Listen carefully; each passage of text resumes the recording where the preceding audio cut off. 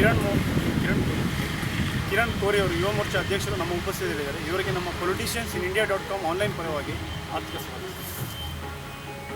Sir, ನೀವು ರಾಜಕೀಯ ಕ್ಷೇತ್ರಕ್ಕೆ ಯಾವಾಗ ಯಾವ ರೀತಿ? ನಾನು ಮೊದಲು ವಿಶ್ವ ಹಿಂದೂ ಪರಿಷತ್ತಿನ ಸಹ ಕಾರ್ಯದರ್ಶಿಯಾಗಿ ಕೆಲಸ ಮಾಡಿದೆ. ಕೆಲಸ ಮಾಡಿದ ಕೂಡ ನಮ್ಮ ಒಂದು ಕೆಲಸಗಳನ್ನು ಮೆಚ್ಚಿ ನಮ್ಮ ವಿಶ್ವ ಹಿಂದೂ ಪರಿಷತ್ತಿನ ಎಲ್ಲ ಯುವಕರು ಕೂಡಿ ನಮ್ಮದು ಭಾರತೀಯ ಜನತಾ ಪಾರ್ಟಿಯಲ್ಲಿ ನೀನು ಕೆಲಸ ಮಾಡಂತೇಳಿ ನಾನು ಕಳಿಸಿದ್ರು. ಆವಾಗ ನಾನು ಸಂಘಟನಾ ಕಾರ್ಯದರ್ಶಿಯಾಗಿ BJPಗೆ ಬಂದೆ. ನನ್ನ ಹಿಂದಿನ ಅವಧಿಯಲ್ಲಿ ನಾನು ಸಂಘಟನಾ ಕಾರ್ಯದರ್ಶಿಯಾಗಿ ತುಂಬ ಚೆನ್ನಾಗಿ ಕೆಲಸ ಮಾಡಿದ್ದನ್ನು ನೋಡಿ ಸನ್ಮಾನ್ಯ ವೀರಣ್ಣ ಚರಂತಿಮಠ ನಮ್ಮ ಬಾಗಲಕೋಟೆಯ ಮಾಜಿ ಶಾಸಕರು ಹಾಗೂ ಇವತ್ತಿನ MLC ಆಗಿರುವಂತಹ ನಾರಾಯಣ ಸಾಹೇಬ್ ಬಾಣಿಯವರ ನೇತೃತ್ವದೊಳಗೆ ನಮ್ಮನ್ನು ಭಾರತೀಯ ಜನತಾ ಪಾರ್ಟಿ ಯುವ ಮೋರ್ಚಾ ಅಧ್ಯಕ್ಷ ಅಂತೇಳಿ ಘೋಷಣೆ ಮಾಡಿದ್ದಾರೆ. ನಾನು ಯುವ ಮೋರ್ಚಾ ಅಧ್ಯಕ್ಷ ಅಂತೇಳಿ ಏನು ಘೋಷಣೆ ಆದ ತಕ್ಷಣ ನಾವು ಸಾಕಷ್ಟು ಯುವ ಮೋರ್ಚಾ ಕಾರ್ಯಕ್ರಮಗಳನ್ನು ಮಾಡಿದ್ದೀವಿ.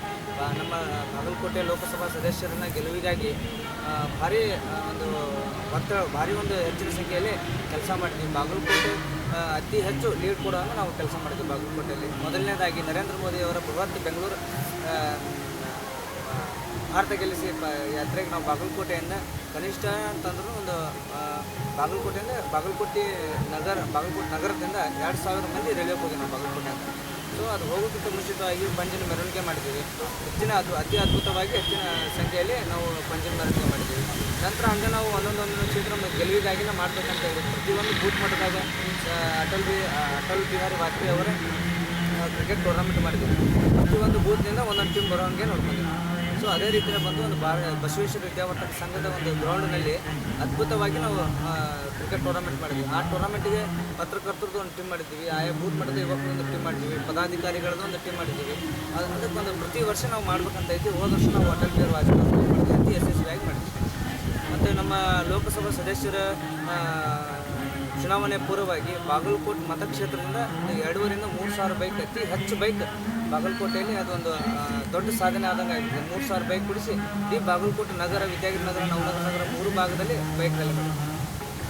ಸೋಷಿಯಲ್ ಒಂದು ಇದರಲ್ಲಿ ಏನೆಲ್ಲ ಕೆಲಸಗಳು ಮಾಡಿದ್ದೀವಿ, ಯಾವ ರೀತಿ ಒಂದು ಸುಧಾರಣೆ ತಂದಿರೋ ರಾಜಕೀಯ ನಮ್ಮಲ್ಲಿ ಈ ಒಂದು ಸುಧಾರಣೆಪ್ಪ ಅಂತಂದ್ರೆ ನಾವು ಯಾವುದೋ ಜಯಂತಿಗೆ ಅಂತಿದ್ದಾಗ ನಮ್ಮ ಯುವಕರೆಲ್ಲರೂ ಬ್ಲಡ್ ಕೊಡುವಂಥ ಕಾರ್ಯಗಳನ್ನು ಮಾಡ್ತೀವಿ. ಬಡ ಜನರಿಗೆ ಬುಕ್ಸ್ ಕೊಡುವಂಥದ್ದು ವ್ಯವಸ್ಥೆಗಳನ್ನು ಮಾಡ್ತೀವಿ.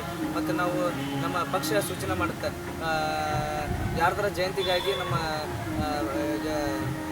ಗಿಡಗಳನ್ನು ನೆಡುವಂಥದ್ದು ಕಾರ್ಯಕ್ರಮ ಮಾಡ್ತಾರೆ. ನಾವು ಕೆಲವೊಂದು ಏರಿಯಾಗಳನ್ನು ಸೆಲೆಕ್ಟ್ ಮಾಡಿರ್ತೀವಿ, ಅಲ್ಲಿ ನಾವು ಗಿಡಗಳನ್ನು ನೆಡುವಂಥ ವ್ಯವಸ್ಥೆ. ಒಂದೊಂದು ಕಾರ್ಯಕ್ರಮ ಮಾಡಬೇಕಾದ್ರೂ ಒಂದೊಂದು ಏರಿಯಾದಲ್ಲಿ ಕಾರ್ಯಕ್ರಮ ಮಾಡುವಂಥ ವ್ಯವಸ್ಥೆ ಮಾಡ್ತೀವಿ ನಮ್ಮ ಯುವ ಮೋರ್ಚಾದಲ್ಲಿ.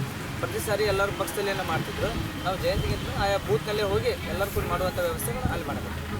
ರಾಜಕೀಯ ಕ್ಷೇತ್ರದಲ್ಲಿ ಯಾವ ರೀತಿ ಮುಂದುವರಿಬೇಕು ಅಂತ ನಿಮ್ಮ ಒಂದು ಅಭಿಪ್ರಾಯ? ನಮ್ಮ ರಾಜಕೀಯ ಕ್ಷೇತ್ರದಲ್ಲಿ ನಾವು ಪಕ್ಷಕ್ಕಾಗಿ ದುಡಿಬೇಕಂತ ಬಂದಿದ್ದೀವಿ.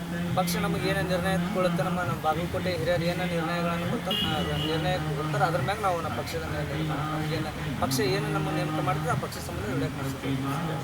ಆಕಾಂಕ್ಷೆ ಅಂತ ಯಾವುದಿಲ್ಲ. ನಮ್ಮ ಹಿರಿಯರು ಮತ್ತು ನಮ್ಮ ಪಕ್ಷ ಏನು ನಮಗೆ ಜವಾಬ್ದಾರಿ ಕೊಡ್ತಾರೆ, ಪಕ್ಷದಲ್ಲಿ ಏನು ಜವಾಬ್ದಾರಿ ಕೊಟ್ಟರೆ ಪಕ್ಷದಲ್ಲಿ ಮಾಡ್ಕೊಳ್ಬೇಕು. ಹಾಂ, ಅವ್ರು ಏನಾದರೂ ಒಂದು ಅವಕಾಶ ಕೊಟ್ಟರೆ ಅದಕ್ಕೂ ಸಿದ್ಧ ಇದ್ದೀವಿ. ನಮಗೇನು ಅವಕಾಶ ಕೊಟ್ಟರು ನಂತರ ನಾವು ಸಿಗ್ತಾರೆ. ನಾವು ಮೊದಲು ವಿಶ್ವ ಹಿಂದೂ ಪರಿಷತ್ ಸಹಕಾರದರ್ಶಿ ಕೆಲಸ ಮಾಡಿದ್ವಿ. ಪಕ್ಷದಲ್ಲಿ ಅಧ್ಯಕ್ಷ ಸ್ಥಾನ ಕೊಟ್ಟು ಮುಂದೆ ಯಾವುದೇ ಸ್ಥಾನಗಳನ್ನು ಕೊಟ್ಟರು ನಾವು ಮಾಡಲಿಕ್ಕೆ ಸಿಗ್ತೀವಿ. ಇನ್ನು ಮುಂದೆ ಯಾವ ರೀತಿ ಸುಧಾರಣೆ ತರಬೇಕು ನಿಮ್ಮ ಒಂದು BJP ಪಾರ್ಟಿಯಲ್ಲಾಗಿರ್ಬೋದು ಅಥವಾ ನಿಮ್ಮ ಒಂದು ಬಾಗಲಕೋಟೆ ಕ್ಷೇತ್ರದಲ್ಲಾಗಿರ್ಬೋದು, ಏನು ಬೆಳವಣಿಗೆ ತರಬೇಕು, ಏನೊಂದು ಮಾಡಬೇಕು ಅಂತ ಒಂದು ಯೋಚನೆ? ನಮ್ಮ ಹಿಂದಿನ ಶಾಸಕರು ನಮ್ಮ ಸನ್ಮಾನ್ಯ ವೀರಣ್ಣ ಚರಂತಿಮಠ ಅವರು ಬಾಗಲಕೋಟೆಯಲ್ಲಿ ಸಾಕಷ್ಟು ಅಭಿವೃದ್ಧಿ ಕಾರ್ಯಗಳನ್ನು ಮಾಡಿದರು. ಸಾಕಷ್ಟು ಕಾರ್ಯಗಳನ್ನು ಮಾಡಿದರು. ನಮಗೆ ಜನಗಳಿಗೆ ಅದನ್ನು ಮನದಟ್ಟನೆ ಆಗಲಿಲ್ಲ. ನಾವು ಪ್ರತಿಯೊಂದು ನಮ್ಮ ಯುವ ಮೋರ್ಚಾ ಪದಾಧಿಕಾರಿಗಳು ಮುಂದಿನ ಇನ್ನೂ 3 ವರ್ಷ 4 ತಿಂಗಳು ಅವಧಿ ಇದೆ. ಅವ್ರ ಅವಧಿಯೊಳಗೆ ಅವ್ರು ಏನು ಮಾಡ್ತಾರೆ, ನಮ್ಮ ಅವಧಿಯೊಳಗೆ ನಾವೇನು ಮಾಡ್ತೀವಿ ಅಂತ ಹೇಳಿಕೆ ನಾವು ಪ್ರತಿಯೊಂದು ಬೂತ್ ಮಟ್ಟದಲ್ಲಿ ಹುಡುಗರನ್ನ ಒಬ್ಬೊಬ್ಬರು ಲೀಡರಾಗಿ ಬೆಳೆಸಿ ಅವ್ರ ಕಡೆಯಿಂದ ಮಾತಾಡ್ಸೋಕೆ ಹೆಚ್ಚುವಂಥ ವ್ಯವಸ್ಥೆಗಳನ್ನು ಮಾಡ್ತೀವಿ. ಒಂದು ಸಾರಿ ಗೆದ್ದು ನಾವು ಸೋತಿದ್ದೀವಿ. ಗೆದ್ದಾಗ ನಾವು ಎಷ್ಟು ಅಭಿವೃದ್ಧಿ ಕಾರ್ಯಗಳನ್ನು ಮಾಡಿದ್ವಿ ಜನಗಳಿಗೆ ಮುಟ್ಲಿಲ್ಲ. ನಮ್ಮ ಬಾಗಲಕೋಟೆ ಶಾಸಕರು ಒಂದು 3-4 ತಿಂಗಳ ಹಿಂದಿನ ಒಂದು ಟೀಮ್ ಏನವರು ಕಾಂಗ್ರೆಸ್ನವ್ರು ಮಾಡಿದ್ರು, ಆ ಟೀಮ್ ನಮ್ಮ ಶಾಸಕರ ಬಗ್ಗೆ ಅವಹೇಳನಕಾರಿಗಳನ್ನು ಮಾತಾಡೋದನ್ನ ಮಾಡಿದ್ರು.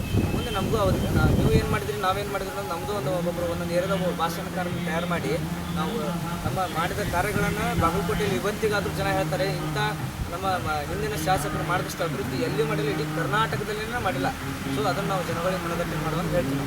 ಮನದಟ್ಟಣೆ ಮಾಡಿ ಪ್ರತಿಯೊಂದು ಬೂತಿಗೆ ಇಬ್ಬಿಬ್ಬರ ಮೂರು ಭಾಷಣಕಾರಗಳನ್ನು ತಯಾರು ಮಾಡ್ತೀವಿ. ಅವರು ಆ ಏರಿಯಾನ ಆ ಬೂತನ್ನು ಬಿಟ್ಟು ಹೋಗಂಗಿಲ್ಲ. ಇನ್ನೊಂದು ಸರಿ ನಾವು ಸೋಲ್ ಅನ್ನೋದು ನಮ್ಮ ಕನಸಲ್ಲಿ ಬರಲಾರ್ದಂಗೆ ಎಲ್ಲ ಕ್ಷೇತ್ರದಲ್ಲಿ ಇವತ್ತು MLA ಗೆಲ್ಲಬೇಕು, ಆಮೇಲೆ ನಗರಸಭೆಗಳು ಗೆಲ್ಲಬೇಕು, ZP, ತಾಲೂಕ್ ಪಂಚಾಯತಿ ಯಾವ್ಯಾವ ಕ್ಷೇತ್ರಗಳಲ್ಲಿ ಅದೋ ಸಹಕಾರಿ ಕ್ಷೇತ್ರಗಳಲ್ಲಿ ಸಹಿತ BJP ಯುವ ಮೋರ್ಚಾ ಪದಾಧಿಕಾರಿಗಳನ್ನು ನಾವು ಈ ಸಲ ಹಾಕಬೇಕಂತ ನಾವು ಸಂಕಲ್ಪಿದ್ದೀವಿ.